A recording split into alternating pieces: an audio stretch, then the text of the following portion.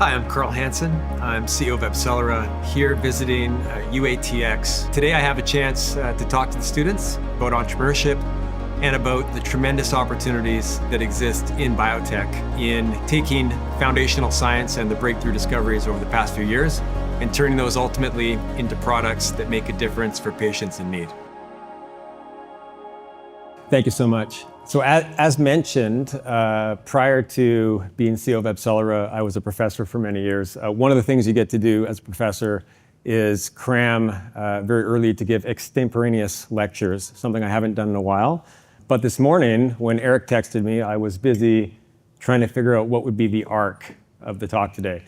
And what I came up with is something that starts pretty high level. So my intent is to convince you that we are at a watershed moment in biology and that biotechnology is going to be not one of, but the most important sector in the coming decades. Two, I'm gonna try to convey to you how bad we are at making drugs and how difficult it is. Three, how difficult it is to build a company that has the resources and the power, and most of all, the longevity and the time scale that is needed to actually make a difference in the world. And then explain to you why I think it's still a great place to build a business and that the impact that can be had in this particular sector, in my view, is paralleled by very few others, if any. And lastly, I will then give you sort of a Cole's Notes version of what we've been doing at AbCellera over the last 12 years, sort of the highs and the lows, where we are today and where we're going to go. And my hope is that most of this talk, at least half of it, will be not speaking to you, but speaking with you about questions that you have about the sector, about entrepreneurship, leadership, and really just about anything else that's on your mind. I do think that what is happening here in Austin is remarkable. In a very real way, you are all entrepreneurs on what is a very worthy endeavor to revitalize one of the most important institutions, not just in this country, but in the West broadly and beyond. And I was, frankly honored to get a chance to meet the students here and have had a great day. And as I said to Raina early on, though it's small beginnings, the oak starts with the acorn, and it looks like it's firmly planted here today. So with that, one of the things I don't think we touched on is that I've got no business being CEO of a biotech company because I have no formal training whatsoever in biology. I think I did, that's not true. I think I took one class in undergrad that was a bit of a survey course. Instead, my training was in physics. And so I thought I would start today with a metaphor from physics. So in 1927, this was the heyday of physics, there was a meeting on quantum mechanics in Belgium in a city called Solvay. And there's a picture of this meeting that you can find on the internet. It's often described as the most intelligent picture that was ever taken. There are 29 attendees at this meeting. I think 17 of those people went on to win the Nobel Prize.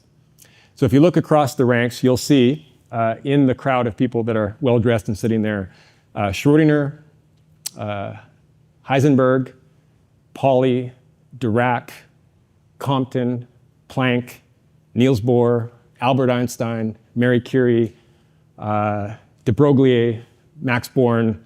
I'm forgetting many names that you would remember.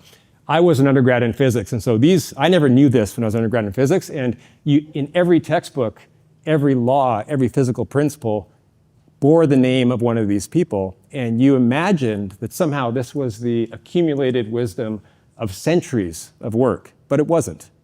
It happened at a single moment in time, and although these people were unquestionably some of the most intelligent scientists that have been produced, the hard fact is that if they had lived at another time, we would not know who they are.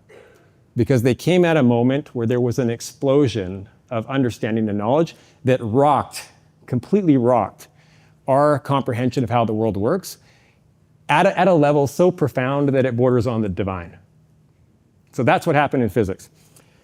Since then, and lots of great things came out of that, by the way, and the translation was often delayed. So, in the 40s, we had harnessed splitting the atom. The work on quantum mechanics laid the stage for solid-state physics. The transistor came out in the 60s or 50s. Today we have an entire industry based on technology. It took about 100 years, less than 100 years, maybe 80 years for those early insights into fundamental science to percolate through the system and to profoundly change our lives.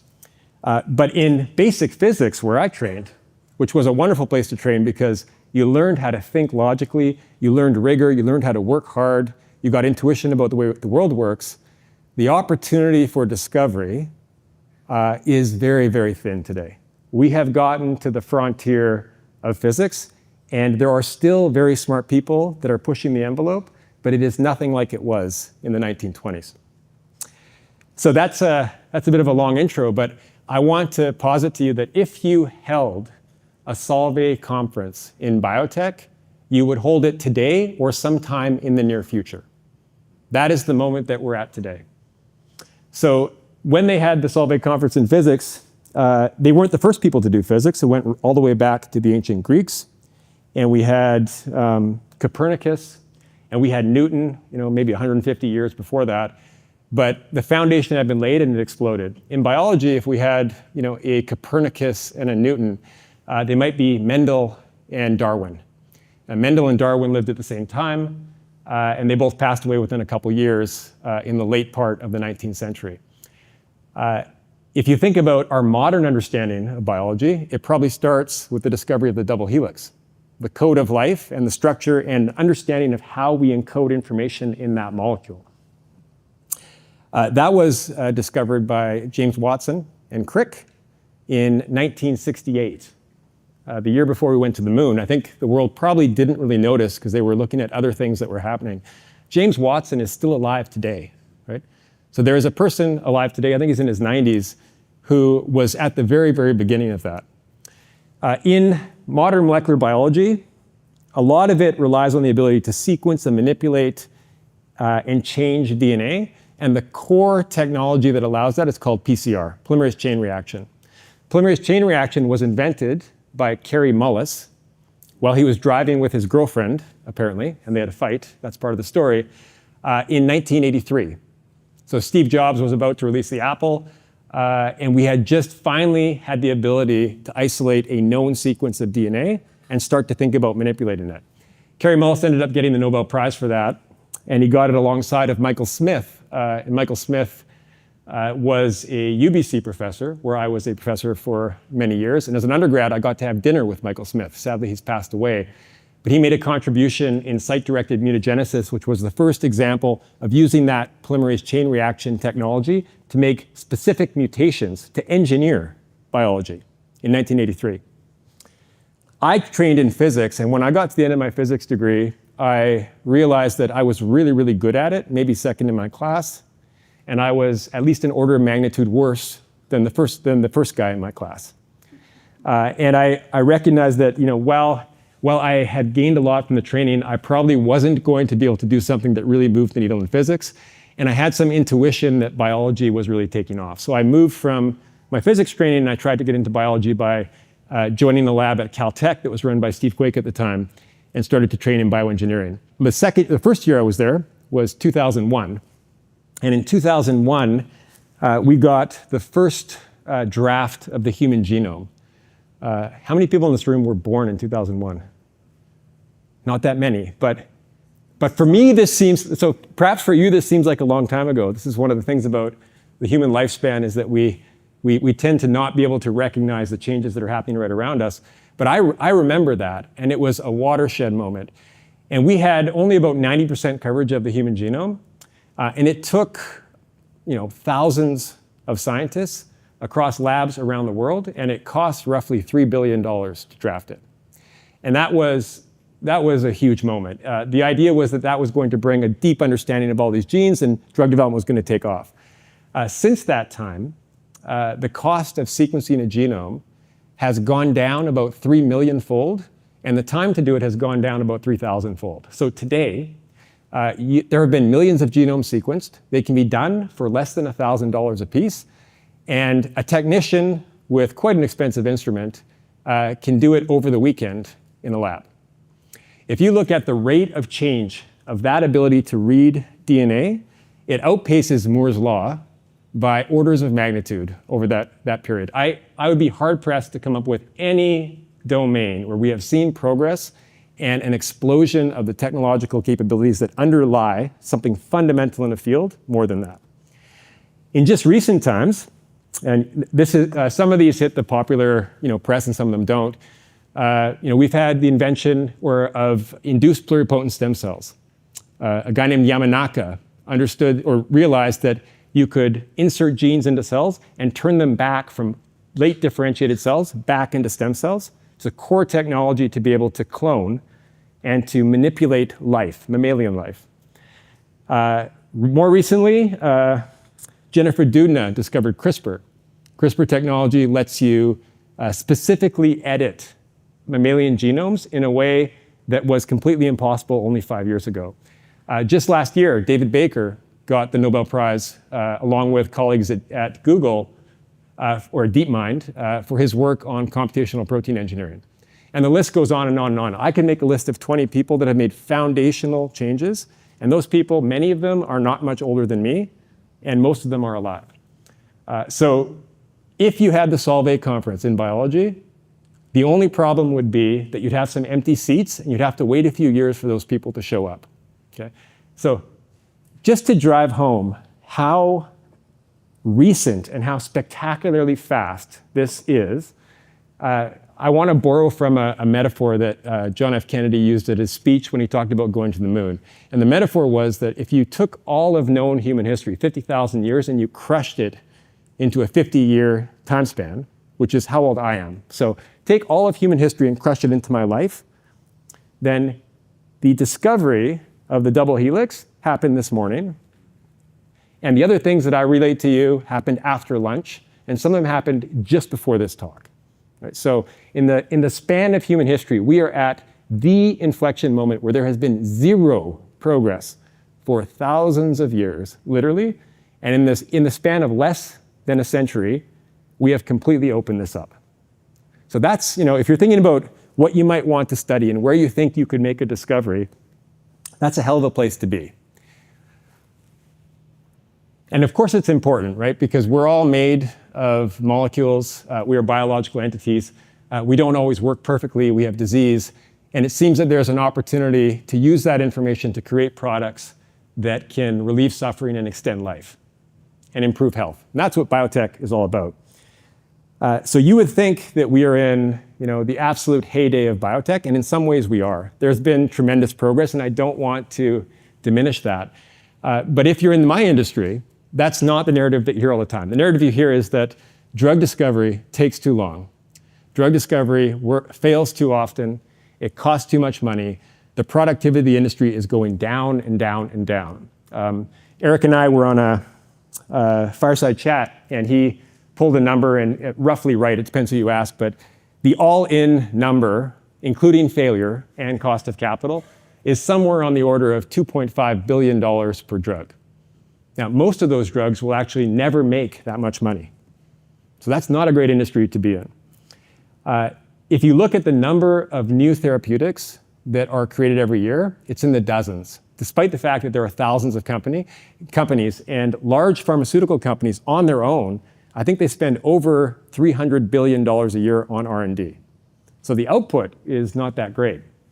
And it's worse than that, because if you count all those drugs and you asked how many of those are actually going after a big indication and how many of them are real innovation, not following something we knew worked, which is important and it creates new options and competition, but something that's actually addressing a disease that was not addressed before, the answer in any given year is less than a handful, and many years it is none at all. So it's been really, really hard. And I just thought I would emphasize why that is. So in most businesses, let's say you're let's say you're selling cars, making electric cars. That seems appropriate given where we're at.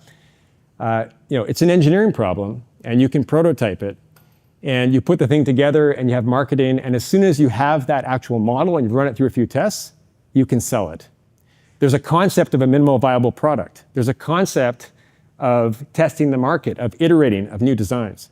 Okay? That's not how biotech works. In biotech, The first problem is I need to come up with an insight that makes me believe that if I make a certain molecule, it's actually going to have an impact on human health. And the reality is, because all those technologies are so new and because our understanding is so bad, we typically haven't the faintest idea what is actually causing disease. That's putting it perhaps too strongly, but if at some time in the distant future we have 100% certainty that our drug targets are going to work, we are now at something like 2% of that. So we just fundamentally don't understand how this works. So first you have to come up with that idea. Then you have to solve the problem of creating the molecule. That will run you, maybe anywhere from $5 to $10 million. It requires a conspicuous confluence of expertise from various disciplines. Then you have to manufacture it at a level, a regulatory standard that is rightly high because it's going to go into people. And after you've run that entire gauntlet, and meanwhile your company is burning money the whole time, now you get to start not selling it, you get to start testing it. And testing it means first going into safety trials in phase 1. And if it works in phase 1, then you set up a new trial in phase 2 to show if it has efficacy. And then you have to run 2 phase 3 trials. And you do that to prove that your drug is safe and that your drug is effective. And that process generally takes hundreds of millions of dollars and anywhere from 7, in the best case scenario, to 12 years of development. And by and large, for many indications, you don't know if the product that you made is any good until you get that phase 2 readout or maybe the phase 3 readout. So the feedback loop is horrendous. So developing drugs, I would posit, is the single hardest, most technologically deep, scientifically risky, capital-intensive, time-intensive product that gets made in any industry, full stop. There's a terrific founder named Josh Boger, who was one of the early CEOs at Vertex. And I saw him give a talk, and he put it nicely, so I'll steal his line here. He said, if you want to go to Mars, which also seems appropriate here, if you want to go to Mars and you give me $100 billion, pardon me, 100 million probably can't make it, $100 billion, I'll put you on Mars. Because it doesn't break the laws of physics. This is an engineering problem. It is hard, it's complicated, there's logistics, you have to get it right, the margin of error is small, but it's an engineering problem. If you give me $100 billion and say, Carl, go cure Alzheimer's, I will say to you, I'll give it my best shot. But I have no idea if it's going to work, and I probably wouldn't give it odds better than 10%. And that's the industry that we work in. So this is a really, really hard place to build a career and build a business. And most biotech companies, the vast, vast majority, I don't know the number, but I wouldn't be surprised if it's more than 96% or 7%, never work on a product that ever gets to patients. Right? So when you sign up for biotech, you're signing up statistically for failure. And the vast majority of researchers in the industry never work on anything that ever becomes a product for patients. It's pretty bleak. The only thing more bleak than developing a drug is trying to build a company that can scale and reproducibly build and sell drugs. And if you think about it, the reason is actually pretty obvious, because you're starting from scratch and you need to do a lot of things. You need a great idea. You need to assemble a huge amount of talent. You need very expensive capital infrastructure. Then you get a shot or two before your investors run out of patience to get something to the clinic that shows a hint that is enough to convince people that you're going to be able to move forward. And if you miss that, you're done. But if you hit it, then you go to the phase 3 and you raise more money. And ultimately, if you have not built up the capabilities and the engines to follow up that next molecule, then when you finally get it to the market, you're worth much more to a large integrated company than you're worth to yourself, and you will be bought.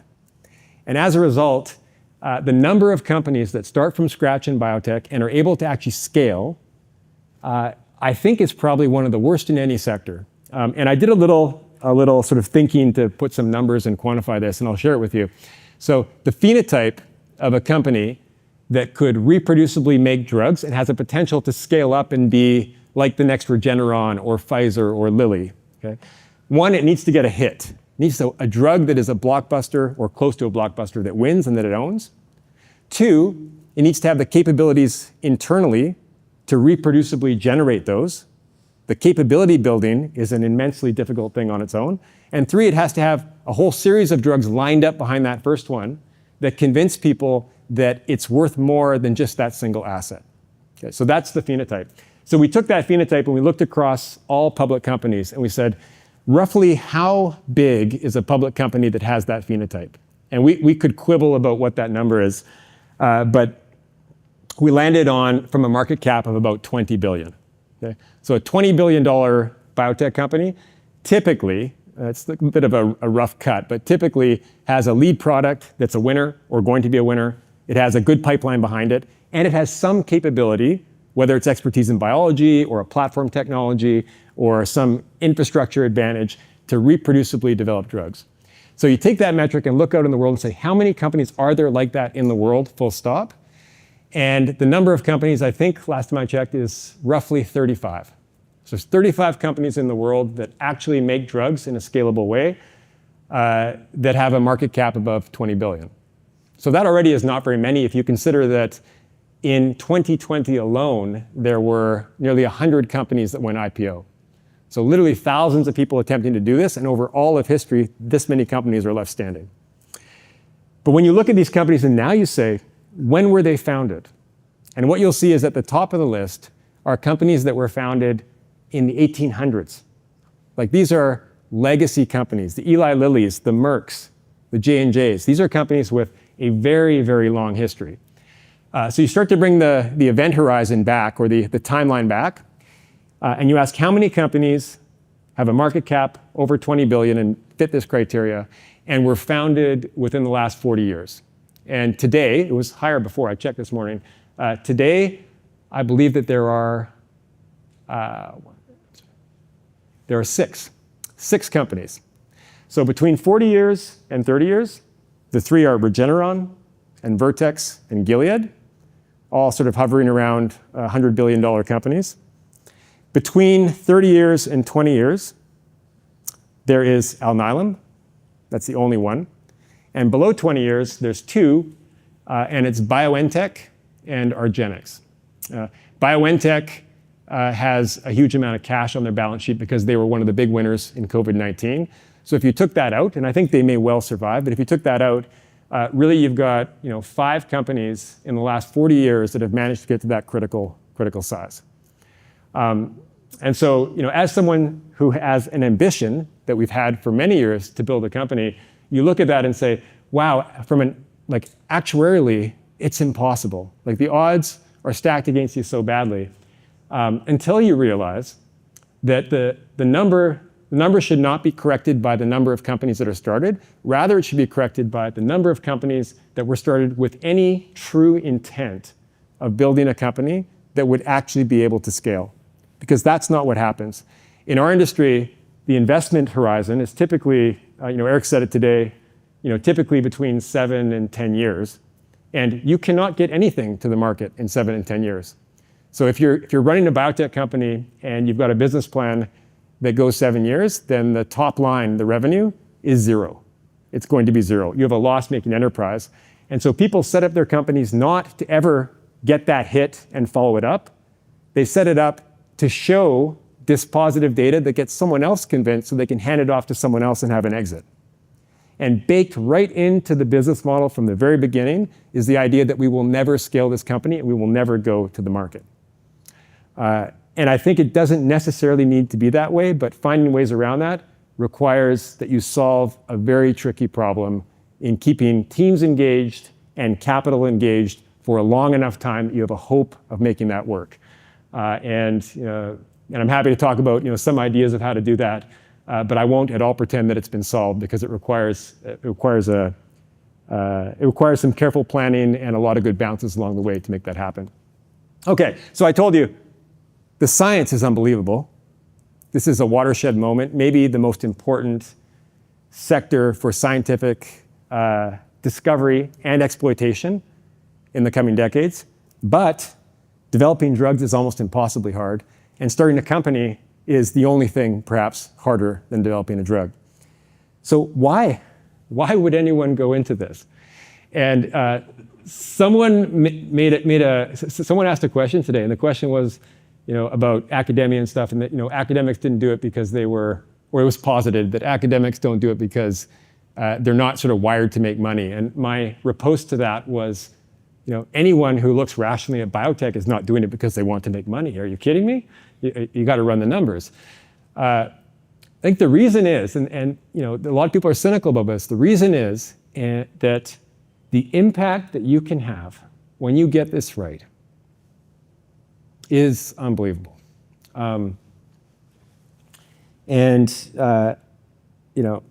Despite the fact that the industry often gets caricatured as greedy capitalists and there have certainly been bad actors, if you spend time at the JP Morgan conference and you go and you meet executives at these big companies and small companies, and the people that work in these companies, they are not there because they think it's the easiest way to make money. They are there because they want to do something that gives them real purpose in their life and to feel like they're not wasting their days. And in the end, what that means is delivering products that actually make a difference to patients. So I just wanted to maybe make that a bit more real for people. Okay, so I would say that when this works, this is nothing short of a miracle in science and technology. Okay, who knows what the drug Keytruda is? Who's heard of Keytruda? Okay, so Keytruda, I believe today is still the highest selling drug. It was developed by Merck. There's another very similar molecule that almost at the same time, in fact, that head start was developed by Bristol Myers Squibb. Keytruda works by engaging on lymphocytes, T cells, to take the brakes off of T cells to help them to attack cancer. Okay, so instead, it's a cancer drug that doesn't work by directly killing the cancer. It works by boosting up the muscles of the immune system to go and fight the cancer itself. It doesn't work for everyone, but when it works, it is a miracle. So someone can come in who has, let's say, a metastatic melanoma, and you take a CAT scan of that person, and what you'll see is an outline of a person with black dots everywhere. And this person knows, when they look at that CAT scan, that if nothing is done, they will have mere months to live. Right? They're condemned to death. Prior to Keytruda, that was the reality of that situation. Now, for some number of patients, a minority, but a significant minority, let's say it's 30% or 40%, this drug can be given to the patient, they can come back a month later, and they can take that CAT scan, and there is no tumor. And they felt pretty good the whole time as well, right? Like, think about that. That is like the hand of God came down and pulled the cancer out of someone. That's not too strong a word. If you're the person that is suffering from that, that is the impact that can happen. Another example, who knows what Luxturna is? Luxturna. So Luxturna is a drug that was developed to treat a much smaller group of patients, but children that are born with a genetic defect that makes them blind. And using viruses, you can inject a gene back into the retina, and it will express. And these kids, after a few weeks of recovering from that surgery, can see, and they walk around. And if you watch these videos, and you see a video of a child before this happens, trying to navigate a maze, and they're moving along, and they're kind of feeling with their feet, and they cannot see at all. And 2 weeks later, they walk right through the maze, right? Like the blind can see. That is a miracle. It's a miracle of science and technology. And there are many others. One of the companies I truly admire, Regeneron, developed a series of drugs. One of those drugs called Dupixent, one of the biggest drugs in the world, is treating something that is not fatal, but something that absolutely torments people, and that is atopic dermatitis. So we think about atopic dermatitis as a rash, but some kids that get this are covered with these plaques, and they are horrendously itchy, and they cannot concentrate, and they cannot sleep. And for the patients where it works, not everyone, but it's a fantastic drug, you take this, and they're gone, and you get relief. And if you have a kid, right, if you have a kid that is suffering from that is a miracle. It's an absolute miracle. So that's what this industry is actually about. And I maybe want to just take a little bit of a detour into public perception and policy. Because it wasn't that long ago that the villains in the corporate world were the companies that sold tobacco. I think probably rightly so, right? Advertisement was used to create a culture of smoking. I think I'd probably enjoy smoking, but it turns out it's really bad for you. And it was literally causing cancer. And there was rightly, public outrage against the companies that were causing cancer. Fast forward now, 30 years, there is public outrage against the companies that are curing cancer. It's actually happening. Like something has gone very, very much awry here. And I think a lot of that is because people don't understand what I just told you, how hard this is to build a drug, how much money it takes, how difficult it is to build a company that can do this, and what is the true motivation of the people in this industry that do it. So if we want more miracles of science, and I think we do, and I know that everyone in this room, sadly, is going to run into a situation in their life where they would want another miracle of science, we have to find a way as a society to value it and to pay for it. So one of the myths is that, drugs are too expensive and that the country, whether it's Canada or the US, can't afford it. Okay? So I just wanted to bust that myth. First of all, if you do a proper accounting, the return on investment for biotech and drug development is negative, right? It's negative. So we have an industry that makes a negative return. It spends more money every year than it makes. So just on first principles, right? Drugs are not too expensive. They're not expensive enough. The flip side of that is that we need to get better at making them and be more productive. But the truth is, if we pay less for drugs, we'll have less and less innovation and less drugs. The other part of it is that people act as though we can't afford this as a healthcare system, not recognizing that good drugs that really work, are the most productive, most effective tool that we have for helping human health. The quip is that a doctor without drugs and medical devices is just a priest. It's true, right? If there's nothing you can do, it's about. It's not about much, actually, right? So it is the tools that we use to treat disease. And the last piece that I wanted to maybe bust was that in the healthcare system. So in the U.S., for instance, I believe total healthcare spending, which is a problem and growing very quickly, is roughly $4 trillion. Like that's a big number, right? The amount of that is branded patented drugs is less than 10%. And that number has stayed roughly the same for about a decade, despite the fact that more and more drugs have been made that are better and better and for more and more indications. Right? So if you were a chief financial officer of a company and you said, hey, we're running this line of business and we're gonna quickly run out of money, we need to cut back. And then the response was, well, let's look at 10% of the budget that's most productive and cut that back. You'd ask, hey, why aren't we looking at the rest of the delivery system here? And that honestly is where most of the fat is. So I think it is incumbent upon us in the industry mostly to help get these stories across to people and have them understand what this is really about.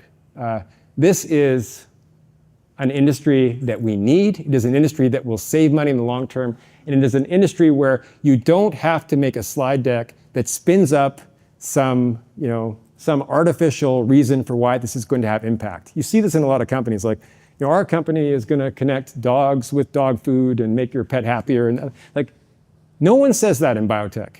It's obvious, right? We've got people that are sick, they need medicine. We've got people that are dying, they need medicine. So as a society, we should be holding these companies up as the most important celebrated companies in the industry. Companies like Eli Lilly are the pride and joy of the United States and frankly of the Western world. One of the most innovative, impactful, fantastic, well-run companies in the world. Okay, so I promised I'd say a little bit about AbCellera, so I'll tell you my story really quickly. So AbCellera is a biotech company. We're focused on making antibody therapeutics. We started the company back in 2012 from my academic lab at UBC. And the core idea was that we were going to use microfluidics to be able to enable very rapid, scalable analysis of the properties of individual cells.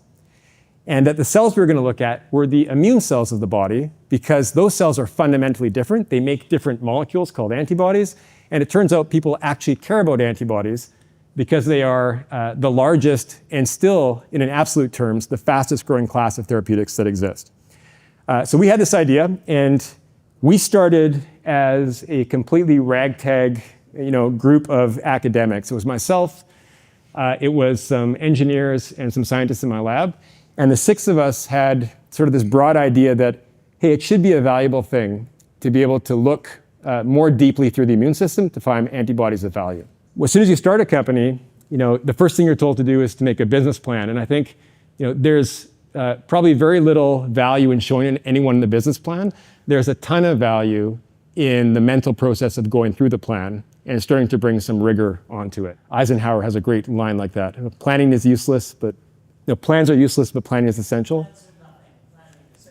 There it is. There it is. Plans are nothing. Planning is everything. So we started to look at this, and then we were not drug developers, and we had no illusions that we were gonna go out and do the classic model of swing for the fences and hit a home run on the first swing. So instead, we had the idea that, hey, we are technologists. We know a lot about technology, a lot about interdisciplinary research. We will build tools, and we will provide access to that technology to other people who are focused on making drugs. And in exchange for that, we're going to get paid a little bit of revenue up front, and we're going to keep a little piece of the drug if ever it is successful. So typically as a royalty. And this was not a completely novel idea. This is an idea that was really pioneered by a company called Adimab that was the brainchild of Eric, who's in the audience today, who successfully had built a company like that roughly 7 or 8 years before. So we went out and started to work on this. And in 2014, decided, well, we better raise some money. And so I went all over town in Vancouver. And remember that we're located in Canada. None of us had been connected to anyone in venture. We didn't know anyone who started companies. And the ecosystem in Vancouver was such that no one even knew what an antibody was. And so the punchline is that despite trying as best as I could and having real conviction that this was going to be a thing, I failed miserably at raising any money, literally zero. So we had to pull back. And so instead what we did is we called up our friends and family and said, hey, take a flyer on us. We think this will work. And we ended up raising just under $1 million Canadian in 2014. In hindsight, the failure to raise money on that first round saved the company from doom, for sure. Because if we had raised money, we would have been on the clock and we would have run out of time to get to any reasonable value before it was time to exit the company. So that was not insight, that was necessity, and a necessity that turned out pretty well. So instead we had only $1 million Canadian. We stayed at the university. We started to get some clients. We started to bring in some revenue. And by 2018, we had scaled up to roughly 50 people. We still hadn't raised any additional money. We needed to get out of the university and went down to San Francisco and met the first venture capitalist that really believed in us, John Hamer at DCVC Bio. And John did our Series A. It was $7.5 million US. So anyone who follows biotech knows that today the headlines are $100 million Series A. So $7.5 million was not a lot of money. So that was in 2018. And we were starting to scale this business and really get traction. And then the thing that really, I think set us up for success was at the end of 2018, the Department of Defense had a program called the P3 program. And for those that don't know, DARPA, Defense Advanced Research Program Agency, the agency that takes moonshot, high-tech bets and tries to be way ahead of the curve, invented the internet, GPS, had put together a program that is probably one of the most prescient and effective programs that was ever done by a government agency. They said in 2018, we want to build a technology so that if a pandemic was suddenly to happen, you'd be able to take blood from a patient, search through the immune system, find an antibody that responded to the virus, manufacture it, and then deliver it back to the population as a therapy or as a prophylactic fire break, and do all of that in 60 days. Now, I just told you that normally drug development takes 10 years. So if you said 60 days in 2018 to anyone in drug development, you quite literally got laughed out of the room. The eyes would roll back in the skulls and you were gone. And that really is the criteria for DARPA. If you're not laughed out of the room, typically they don't think they should be in it. So we had been on a previous program and had been a subcontractor. And then in 2018 decided, okay, we're going to try ourselves as this tiny little Canadian company to become a primary contractor with DARPA. And the reason we got it is that I had spent 15 years doing nothing but writing grants in academia. And this was the most impossible Super Bowl of grant writing that you could ever see. It was hundreds of pages. You had to cobble together huge teams, massive budgets. You had to address unreasonable expectations. We got this thing done and we landed the grant. So in 2018, we started working on this pandemic response. And luckily, a lot of the technology was right in line with our business. This was about rapid antibody discovery. We had done a couple capability demonstrations, including one on a coronavirus. And we're coming up to our third when in early 2020, COVID-19 hit. And we got a call from DC saying, hey, now you're live. So until then, this had been an interesting theoretical project where I don't think anyone believed we were ever going to get the opportunity to use it. And here we are only a year and a half into the program, and we're being called to step up and make a pandemic. And make a response to the pandemic. So we got the first ever blood sample from the US. We were able to screen it. We were able to find antibodies that were effective against COVID-19. And then because we had built relationships across the industry, was able to get in contact with folks at Eli Lilly who were also interested in doing their part as an industry in responding to the pandemic. And so we partnered with Eli Lilly. And the upshot of that was that within 90 days of getting the blood sample, we had the first patient that was dosed with that drug. And that is currently, I think, by far a world record in the speed of drug development. Unless we have another pandemic, it's likely to remain a world record forever because a lot of things went together to make that happen. We then, that drug worked, it then came off, we developed another one, and over that time, roughly 2 million people in the US were treated. It was used for moderate to severe patients early on in infection, and the clinical trial showed that the fatality rate in that population was somewhere between 4 and 5%. But if treated early, the fatality rate was 0. Not a single fatality in anyone treated with this therapy early on.